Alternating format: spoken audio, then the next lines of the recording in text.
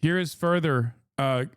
Green Beret Anthony Aguilar recounts how a 5-year-old Palestinian kissed his hand to thank him for the food Aguilar gave him. Seconds later, Israeli soldiers shot and killed the starving child. And he put down the little food he has. You notice he doesn't have a box. He doesn't have a box of food. He has half of a bag of rice that he found on the ground, a broken bag, half a bag of lentils that he found on the ground, and he was thanking us. Thank you. This little boy from where he came from walked 12 kilometers to get there, just to get there. 12 kilometers. Look at this boy. And when he got there, he thanked us. This is what Trump is talking about when he says he gave $60 million, by the way. He's talking about the GHF. That's what they actually added a spending package on. This aid distribution death trap. Okay? Understand, when he says, oh, we gave $60 million, he's talking about the $30 million that the Trump administration gave recently, this past week, is the GHF aid distribution scheme so they can fund the mercenaries. The remnants and the small crumbs that he got. And he sets them down on the ground, because I was kneeling at this point, and he sets his food down, and he places his hands on my face, on the side of my face, on my cheeks, these frail, skeleton, emaciated hands, dirty. And he puts them on my face, and he kissed me. He kissed me, and he said, thank you, in English. Thank you. And he collected his items, and he walked back to the group. And then he was shot at with pepper spray, and tear gas, and stun grenades, and bullets shot at his feet and in the air. And he runs away, scared. And the IDF were shooting at the crowd. So they're shooting to control the population that's along the Marag corridor. And as they're doing that, they're shooting into this crowd. And Palestinian civilians, human beings, are dropping to the ground, getting shot. And Ameer was one of them. Ameer walked 12 kilometers to get food, got nothing but scraps, thanked us for it, and died. I served in the Army for 25 years. I've been shot 3 times in combat. I'm pretty tough. This gets me every time because, to what you're saying, the dehumanization. And what I want to say to the American people and to the people of Israel, I've been there. I have touched them. I have talked to them. The civilians in Gaza that are getting the food, they are starving. They are not animals. They are human beings. And they're being treated like animals. We treat these civilians in Gaza worse, with less dignity than we treated the ISIS fighters that surrendered in Baghouz Faghani in Syria in 2018. This young boy, this is on May 28th on secure distribution site number 2. The aid had been distributed.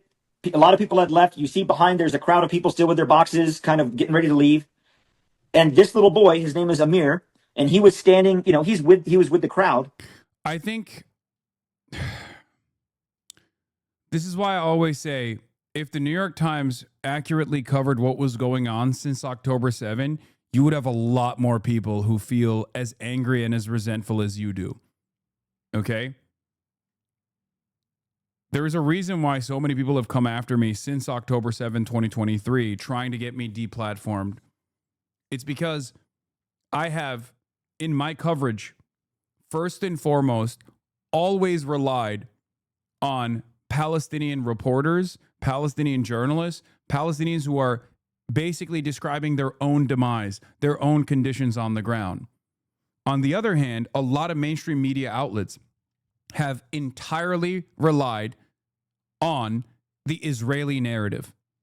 From Israeli envoys, Israeli officials, Israeli military commanders that go on television and go to the New York Times to specifically contextualize why these violent incidents are taking place and how it's actually normal and how it's actually good. And if it's bad, it's just a mistake. Do you understand? That's it. That's it. It shouldn't be left up to Americans to finally have the Western world pay attention to this. Okay? But that is the unfortunate reality, that only when an Israeli military official anonymously gives a quote to the New York Times does it get reported on as though it is the God's honest truth.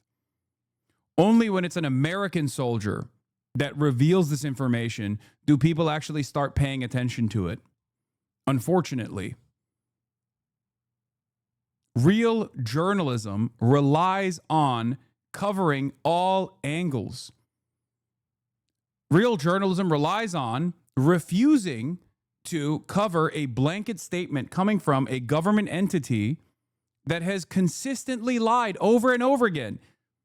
Israel has lied so much, as does every government, okay? This is not exclusive to Israel.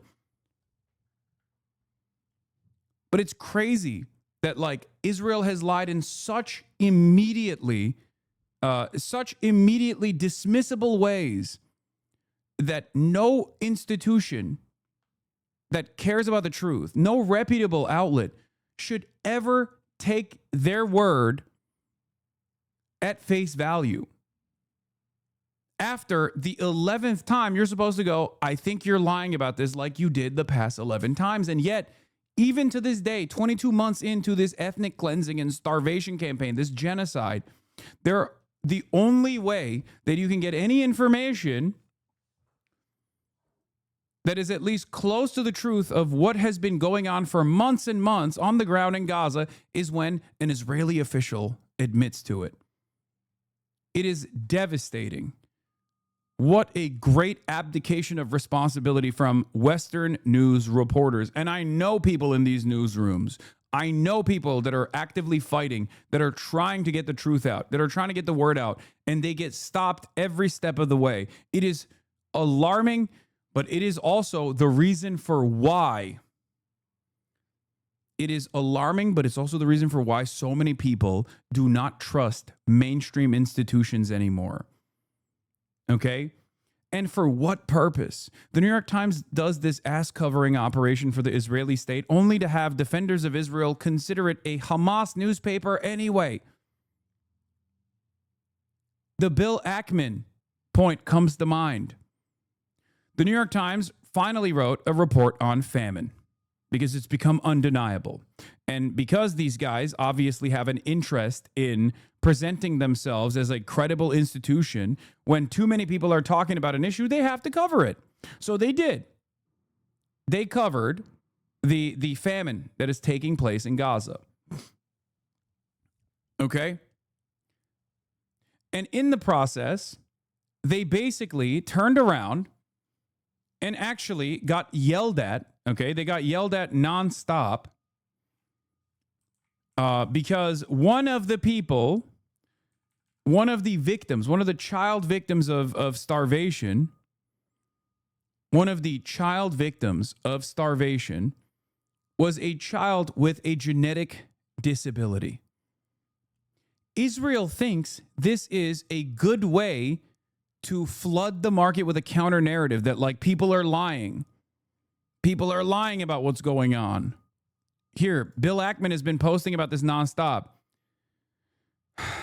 They did this thing, okay, where the New York Times basically stated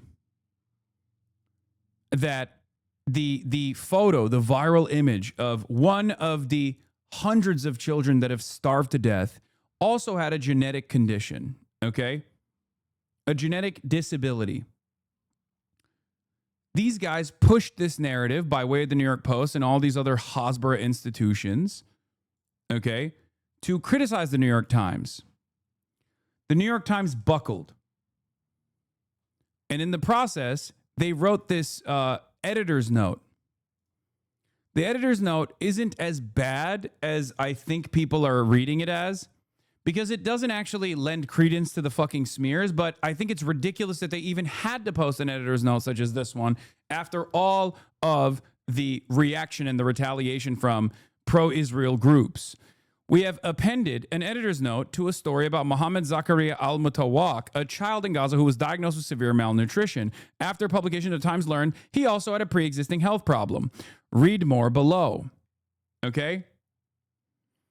Children in Gaza are malnourished and starving, as New York Times reporters and others have documented. We recently ran a story about Gaza's most vulnerable civilians, including Mohammed Zakaria al-Mutawak, who is about 18 months old and suffers from severe malnutrition. We have since learned new information, including from the hospital that treated him and his medical records, and have updated our story to add context about his pre-existing health problems. This additional details gives readers a greater understanding of his situation. Our reporters and photographers continue to report from Gaza bravely, sensitively, and at personal risk so that the readers can see firsthand the consequences of war. There was no reason to add this. Okay? The mother of the child has been interviewed. She said, "My son was born in December 2023 during the war without any chronic illnesses.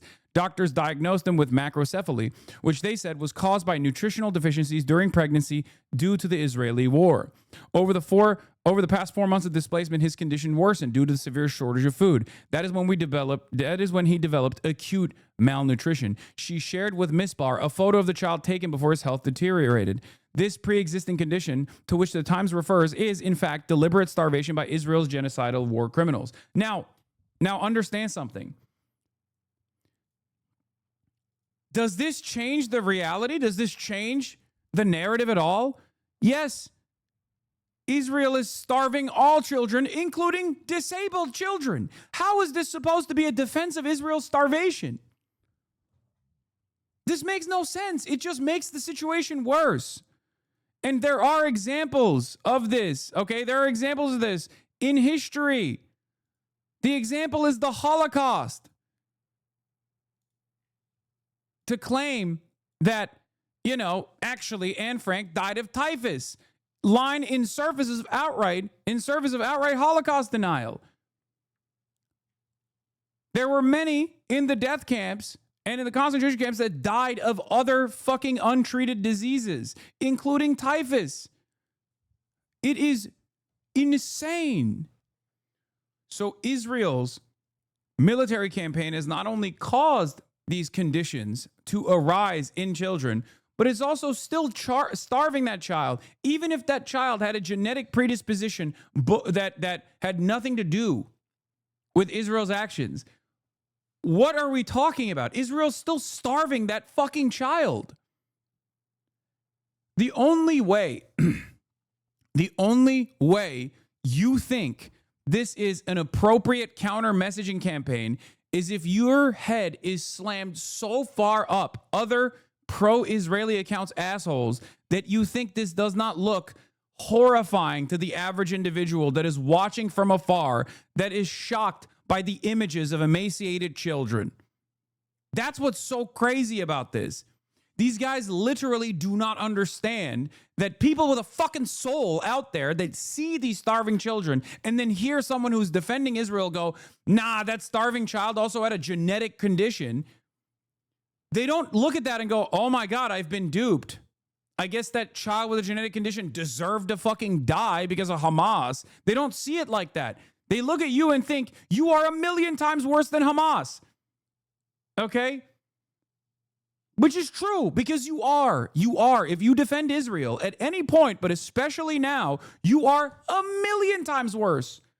1,000,000 times worse. It is ridiculous. It's not even comparable. Okay? It is not even remotely comparable. No more but Hamas. That does not work. That never should have worked, but it certainly does not work at this stage. Ridiculous. But here is Bill Ackman. Even after the New York Times wrote this thing that they weren't even supposed to fucking add onto the story, the New York Times has caused enormous harm, and this is apparently the best they can do to correct their malfeasance. No apology, no acknowledgement for the harm they've caused. What harm? Israel should bring libel suits against the New York Times and other publications. These are open and shut cases. The only thing worse than starving people to death is reporting on people being starved to death. That's your argument? Your name will become a curse to future generations, just like Hitler and Eichmann. It's fucking insane.